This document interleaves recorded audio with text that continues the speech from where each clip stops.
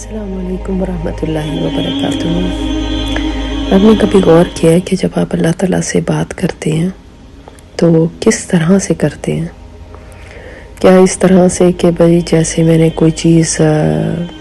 چاہنی ہے، مانگنی ہے، تو بس اللہ تعالیٰ اس چیز کے لیے ہے کہ مجھے بس یہ دے دے اور یہ دے دے اور یہ دے دے اور میرا یہ کام بن جائے اور میری وہ مشکل آسان ہو جائے اور بس؟ کیا صرف اتنا صحیح تعلق ہے اللہ تعالیٰ کے ساتھ کہ میں مانگوں اور مجھے مل جائے، اور اگر نہیں ملا تو پھر میں ناراض ہو جاؤں؟ فقط کیا یہ تعلق ہے؟ اگر ایسا ہے تو یہ نہیں ہونا چاہیے۔ بے شک آپ مانگیں، ضرور اللہ سے مانگیں اور وہی عطا کرنے والا ہے، لیکن ایک ریلیشن شپ کی بیس صرف یہ ہونی کہ میں کچھ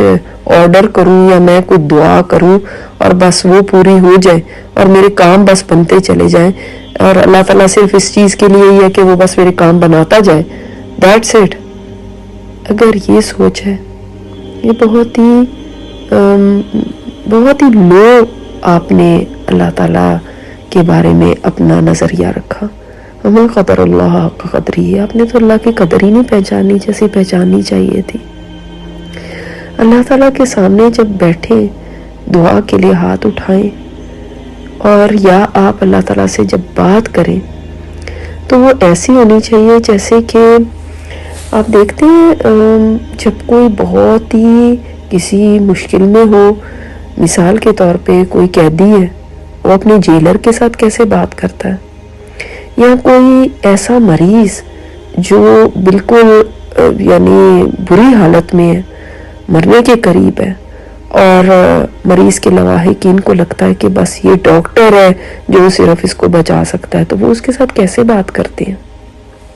کس طرح گڑ گڑاتے ہیں، کیسے اپنی بے بسی کا اظہار کرتے ہیں، اور کیسے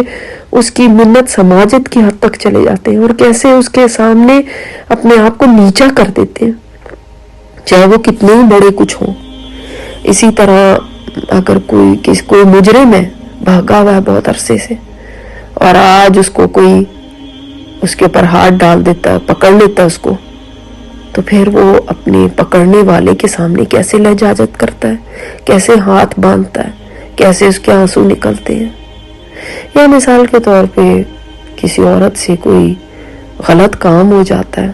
کوئی برائی کا، فحاشی کا کام ہو جاتا ہے، اور اس کے شوہر کو پتہ چل جاتا ہے، اور اس کے بعد وہ اس کے کیسے پیر پکڑتی ہے، کیسے اس سے معافیاں مانگتی ہے، کیسے اس کے آگے روتی ہے۔ اسی طرح ہمارا اللہ تعالیٰ کے سامنے رویہ ہونا چاہیے کہ جیسے ایک مجرم بھاگا ہوا، جیسے ایک بے بس انسان، ایک لاچار انسان جس کو رب ہی رب نظر آ رہا ہے اور کچھ نہیں نظر آ رہا، اس کے آگے اور کوئی نہیں ہے۔ اس طرح کا ہمارا تعلق ہونا چاہیے کہ جب ہم بیٹھیں اور اس کے آگے سر جھکائیں اور اپنے ہاتھ اٹھائیں تو ایک دل میں بھی جو شرمندگی کا احساس اور آنکھوں میں آنسو، اور یہ کہ اللہ تعالیٰ ہم تو تیری قدر نہیں پہچان سکے جیسے تیری قدر ہے، اور ہم تو تیرا حق نہیں ادا کر سکے جیسے تیرا حق ادا کرنا چاہیے تھا۔ لیٹ الون کہ کوئی مانگنا ہے وہ تو بعد کی بات ہے نا، پہلے ہمارا رویہ کیسا ہونا چاہیے، ہمارا ایٹیچیوڈ کیسا ہونا چاہیے، ہمیں کس طرح سے بات کرنی ہے اللہ تعالیٰ سے، پہلے یہ تو ہمیں سیکھیں۔ ہم اگر یہ نہیں جانتے کہ اپنے رب کے سامنے ہم نے ہونا کیسے ہے، کس ہیوملٹی کے ساتھ، کس عاجزی کے ساتھ، اپنے آپ کو بالکل ذلیل کر کے، نیچا کر کے کیسے اللہ تعالیٰ سے بات کرنی ہے، اگر یہی نہیں ابھی تک پتا، تو پھر ہم نے تو ابھی پہچانا ہی نہیں اپنے رب کو، ہمیں جاننا ہی نہیں کہ وہ کون ہے اور وہ کیا ہستی ہے۔ ہمیں اپنے خالق کے سامنے اگر بات ہی نہیں کرنی آئی کہ کس طرح سے اس کے آگے اپنی بات کو رکھنا ہے، کیسا ہمارا رویہ ہونا چاہیے اس کے آگے، تو ہم نے کچھ بھی سمجھا نہیں اس دنیا میں، آئے اور چلے گئے اور جانا ہی نہیں اپنے مالک کو، اپنے خالق کو۔